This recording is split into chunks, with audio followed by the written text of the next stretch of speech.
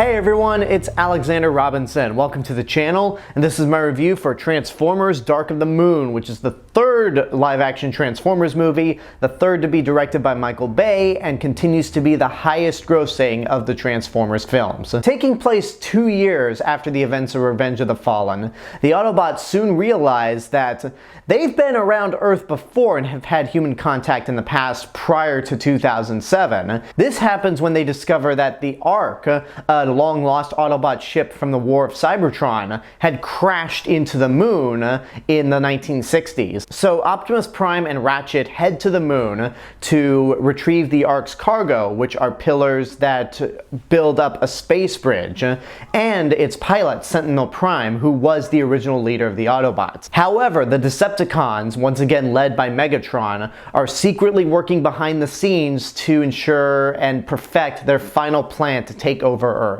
Obviously, I hated Revenge of the Fallen. Hated that movie. I hated it with an absolute passion. But I was admittedly excited for Dark of the Moon, because Michael Bay did say that, yeah, Transformers 2 was crap, and the trailers for this movie had me pumped. Now, this isn't one of those things where it's like, I'm falling for this movie again after not learning twice, because keep in mind, back then, I actually did like the first Transformers movie. It was the second one that I flat out despised. So with this one, I thought, okay, they probably learned their lesson, and we might get a really badass Transformers movie this time around. Possibly the one I've been looking forward to. And the summer of 2011, in terms of movies, was actually a pretty good year. We got Thor, Kung Fu Panda 2, X-Men First Class, Captain America the First Avenger, Harry Potter and Deathly Hallows Part 2, Rise of the Planet of the Apes. So there were quite a handful of really good gems in 2011 as opposed to the summer of 2009. And I actually remember the day I saw this movie perfectly. I was actually coming back home from vacation with my family in Hawaii. We took a red eye. So after we made it home and dropped off all of our stuff, I went to the theater to see Dark of the Moon, and I ended up liking it. However, I only ended up liking that movie for about 3 days, because the more I thought about it, the more it really has not aged well. And it might actually be the quickest turnaround to a movie that I go from liking to suddenly disliking. And this is the one that most people claim to be their favorite of the Michael Bay films. If it's not the first one, then it's the third one. And after rewatching this movie for the review, I don't know how in the world anyone could say that this is one of their favorites. This is only better than Revenge of the Fallen in the sense that it's not overly racist, and it has the best action scenes in the entirety of the Bayformers series. If it wasn't for those two things, Dark of the Moon would be just as bad as Revenge of the Fallen, because the first 2 acts of this movie is everything I hate about these movies. Like, it focuses on the human characters once again. It has a lot of horrible comedy, whether it's slightly racist or just flat out irritating beyond belief. You may have noticed that I didn't mention Shia LaBeouf at all in the plot description. That's because Sam Witwicky has no reason to be in this movie. His whole purpose in this movie is to basically be a tool. The plot that we follow with him is him trying to get a job and help support his girlfriend, his new girlfriend, Carly. But he's upset that he can't go out there and help the Autobots with their cause. Boo-hoo! Oh, poor Sam Witwicky. Fuck him. I'm sorry, I'm very bitter that the first 2 acts of this movie just follow this annoying character. Most of his dialogue consists of yelling and just flat out screaming. There's a sequence when he and Carly go to Nest headquarters to alert them that the Decepticons are back. They don't let him pass, and he just has a full-blown meltdown and is screaming at the top of his lungs. And when Bumblebee comes in to pretty much clear Sam and saying, yeah, he's good, Sam chastises Bumblebee for not hanging out with him. Like, what the hell? And it doesn't just extend to Sam Witwicky, it extends to most of the human characters. If they're not annoying, they are flat out unlikable. Like Frances McDormand in this movie. I feel so bad for her because, I mean, she got a paycheck, so at least that's good. But her entire role in this movie is the same role as the government official that doesn't like the Autobots in Revenge of the Fallen. Like, she's basically a Karen, except she's throughout the majority of the film. John Turturro's in this movie, and there's not really much to add about him this time around, except that he's the least annoying he's ever been in these movies.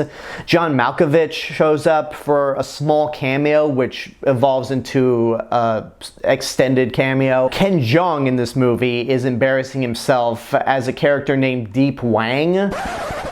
Yeah, you heard that right, Deep Wang. He says it like 2 or 3 times in a row to make sure you know that name. And another problem with this movie that his role in particular highlights is that the tone is all over the place. Just like with Revenge of the Fallen, this movie doesn't know what type of tone it wants to take, because Ken Jeong's role in this movie is to basically alert Sam Witwicky about this conspiracy theory about the moon landing in Transformers, except his character's name is Deep Wang. There's a sequence where they're in the men's restroom and John Malkovich gets the impression that they were having gay sex inside. He acts all ghetto and pulls 2 guns out of nowhere to try to shoot Laserbeak, but doesn't take a shot for some reason. He tries to be the alpha male and misses his chance. To quote The Good, the Bad, and the Ugly, when you have to shoot, shoot, don't talk. Patrick Dempsey's character is completely useless. He's the first human villain in these movies, and his motivation for wanting to help the Decepticons makes absolutely no sense. They give an explanation for why he's helping the Decepticons, but it's not a good one, and you'll be constantly asking yourself, why? And I can't believe that this is the second Aaron Kruger written 3rd installment of a franchise that I've reviewed this year to have Patrick Dempsey in it. What are the odds of that? Now, as for Rosie Huntington-Whiteley as Carly, she literally serves no purpose in this movie outside of being eye candy for teenage boys, because she's a terrible actress. Like, I don't think Megan Fox is that good of an actress, but at least she had some sort of charisma. Under the right director and maybe the right script, she could do some good, but Rosie Huntington-Whiteley, there's a reason why this and Mad Max Fury Road are the only 2 movies in her filmography, because she is awful. And also, her presence in this movie actually makes the film quite sexist. Michael Bay has a tendency to basically objectify women in these Transformers movies. And next to Mark Wahlberg's daughter in Age of Extinction, the way the camera lingers on her and some of the innuendos in the dialogue is flat out gross. After the title card, the very next shot of the movie is her walking upstairs in a button-up shirt and underwear, and it's basically a Victoria's Secret commercial. Granted, she was a Victoria's Secret model, but the fact that this is the very first shot that we see in a Transformers movie after the title card doesn't leave you with any good faith at all. And there's a line of dialogue early in the movie that I missed. And maybe I'm looking too deep into this, but there's a sequence in the movie where we get to see how Sam and Carly met. Basically, Sam got a medal from Obama, who transforms into a completely different black person, because the way they depict the presidents in this movie is so inconsistent and horrifying. But anyway, Sam's parents are with him as well. He's got the medal on, and Sam's mom is looking at the box that the medal came in. So at the point in the movie when Sam and Carly make eye contact and first meet each other, you can hear in the background Sam's mom saying, "Oh, what a gorgeous box."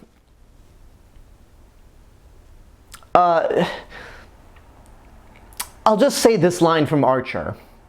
So we're just done with phrasing, right? That's not a thing anymore. For those of you that don't know what the slang definition for box is, just go to Urban Dictionary. You'll find it in a matter of seconds, and you'll realize how sexist this movie can be. And the movie also ends with sexual assault. After the credits start rolling, the mid-credit scene is John Turturro grabbing Frances McDormand and kissing her without her consent, and she goes, "Arrest him." And he goes, "Totally worth it." I'm like, wow.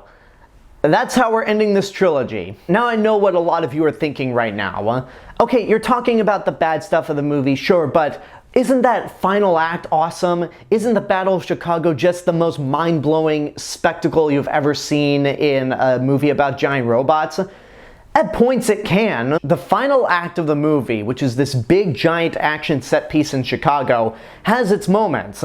There's the sequence where Nest is flying into Chicago and they're being ambushed by Starscream and the other Decepticons, and they have to jump out of the helicopters in squirrel suits.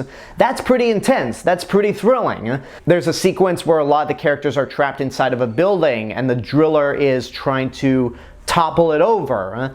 That's pretty well done as well. There are some spectacular action scenes throughout this film, and it's clear that this is where Michael Bay really brought his A game.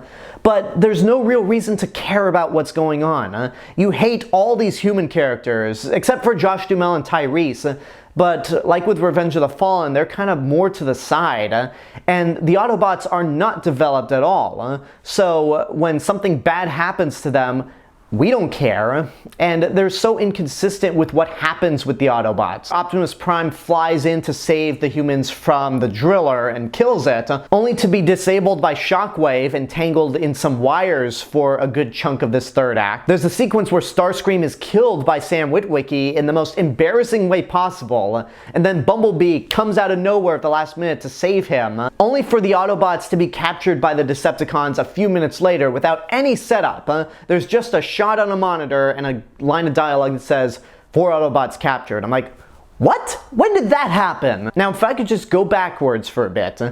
Shockwave. One of the big selling points about this movie for me and for a lot of other Transformers fans was Shockwave's presence, because he is considered to be one of the coolest Decepticons. Sort of like with Boba Fett, he's mostly cool in terms of design, but if you read any comics or extended material, Shockwave's a pretty badass and flat-out sadistic character. So a lot of us were super excited. And near the beginning of this movie, there's a sequence in Chernobyl when the driller attacks Nest and Optimus Prime. Shockwave pops up at that sequence, and at the moment where you think he and Optimus Prime are going to fight, he just disappears. And between the time of his first appearance and the Battle of Chicago, that is an hour and a half. I timed this. Shockwave disappears for over an hour and a half. In fact, one thing you could have done in 2011 is go see Kung Fu Panda 2 after Shockwave disappears. Come back to Transformers Dark of the Moon, and you have like a few minutes left before Shockwave reappears. That's how long it takes for this character to reappear, and when he finally pops back up, all he does is just stand around, walk slowly, look menacing, and he's taken out in a very pathetic way. He's blinded by a parachute, and then Optimus Prime kills him like that. This character was marketed to be the main villain of the film, and even Michael Bay said that himself, but the actual villain of the film is Sentinel Prime, voiced by Leonard Nimoy, and his turn to being evil makes no sense. It literally comes out of nowhere. It's not established in any way. I honestly do not get the people that say, oh yeah, I saw Sentinel Prime being a villain a mile away. I didn't, because they didn't even hint that he'd be a villain. And the point that he turns in the movie, he executes Ironhide, and I'm thinking to myself, well, I didn't really know much about his character anyway. He's just written to be a tough guy, not much of a personality beyond that, so when Ironhide died, I didn't really care at all. But the thing that really irks me is that this was actually the scene where Skids and Mudflap were supposed to die. In the IDW comic adaptation of Dark of the Moon, Skids and Mudflap were actually at this very scene, and Sentinel Prime kills both of them right then and there. And I understand that they were removed from this movie because I'm sure Michael Bay was sick and tired of being called a racist, and Paramount was also like, look, we gotta take these things out of the movie. And if there was any reason at all to keep Skids and Mudflap, it would be to have them die in this scene. The way the Transformers die in this movie, had they been humans, this would have been a hard R, but because they're CG robots, it's PG-13. I would have loved it. I would have given this movie extra points if we could have seen Skids and Mudflap die as brutally as so many of the other Transformers do. Is this the best of the Michael Bay Transformers films? In terms of action and spectacle, hell yeah it is, because the first movie didn't really film all the Transformers scenes all that well, and this one makes up for it a lot, and to the point where you can kind of tell what's going on this time around. The best Transformers fight scene, where two of them are fighting each other, is between Optimus Prime and Sentinel Prime, and because Optimus is red and blue, and Sentinel is red and silver, you can easily tell who's who. And there's just a lot of pure spectacle throughout the third act of the film. But it's still hollow at the end of the day. You don't give a damn about these characters. You don't feel anything when they die. And all the crap you have to sit through to get to this final action scene is not worth it. It is absolutely not worth it at the end of the day. The way I view Dark of the Moon is the same way the people that hate Rogue One view that movie. Where yeah, the final act of this movie is the best part of the film and it's exciting, but it does not make up for all the bullshit that came before. Because if I were to rate the first two acts of this movie, I would tell it to burn in hell because it is awful and painful to sit through. That last act, I would rate it as watch at your own risk, because while it does have some good moments here and there, it does mark the beginning of that psychotic Optimus Prime that I hate. Megatron doesn't really do anything in this movie. Sentinel Prime takes over the film as the villain, and Megatron just randomly disappears to be some bum sitting in the streets as all the fighting's going down. And also, the movie makes a weird decision to have Leonard Nimoy quote Wrath of Khan from out of nowhere, where he says the needs of the many outweigh the needs of the few. And I imagine that was a nod to Star Trek fans, but for me, I'm just saying, screw you, movie. Hi there, it's Alexander from the editing booth. I wanted to briefly go into more detail on why I hate this moment where they have Leonard Nimoy quote Wrath of Khan as Sentinel Prime. So the line in Wrath of Khan, the needs of the many outweigh the needs of the few, basically implies that if a sacrifice needs to be made, a self-sacrifice, for the greater good of everyone else, then so be it. And that's exactly what happens in Wrath of Khan. Spock sacrifices his life to save the rest of the Enterprise. In Dark of the Moon, that line literally makes no sense because the Decepticons are the few, humanity is the many, and you're having the villain of the film say a line that's supposed to be selfless.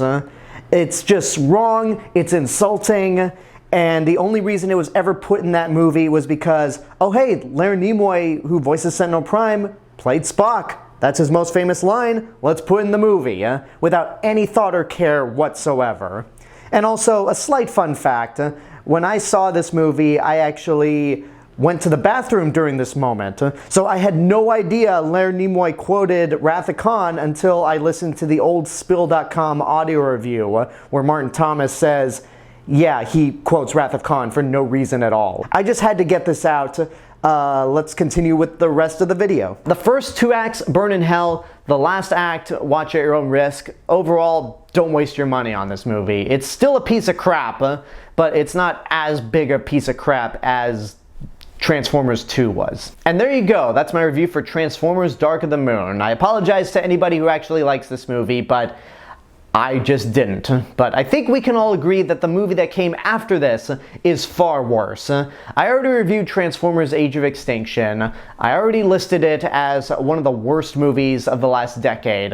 And I almost thought about rewatching this film just for curiosity's sake. I had no plans to review it again, but then I remembered all the horrible things that are in that movie. The pixelating Transformers, the Dinobots that are completely wasted, the pandering to China, the Romeo and Juliet law that the movie gets completely wrong. There was so much stuff that I thought, yeah, I don't want to watch this again. And then we got Transformers The Last Knight. I made a big stink about this in 2017 when it came out, saying that I'm not going to watch this movie because if I watch it, it'll just lead to me giving this movie money and then we get more shitty Michael Bay Transformers movies. But since this movie bombed and killed the Bayverse, and we got Bumblebee and Rise of the Beast afterwards, people have been wondering, am I going to review this movie? Because I reviewed the first three Michael Bay Transformers movies and Age of Extinction when it came out, it only makes sense that I reviewed The Last Knight. And I don't think I actually gave a direct answer to whether or not I'd be reviewing this movie. But to answer the question, will I be reviewing Transformers: The Last Knight? Yes! Shit, yes I will. Yes, I will. Made it this far. I feel a little more comfortable watching The Last Knight knowing that the Bayverse is officially dead. So, yeah. I'm hoping to get that review up by next week, but considering that next week is 4th of July, I might be really busy with work. So, I'll try my best, but at the latest, it'll probably be up the Wednesday after 4th of July week. But until that day, I want to know what you guys think about Transformers: Dark of the Moon. If you've seen it, what did you think? Whatever the case may be, let me know in the comments below. Don't forget to like the video, subscribe to the channel, and hit the bell button to get notifications. You can also follow me on Facebook, Twitter, Instagram, Letterboxd. I'll see you guys in the next video, but until then, have a good day and take care of yourselves.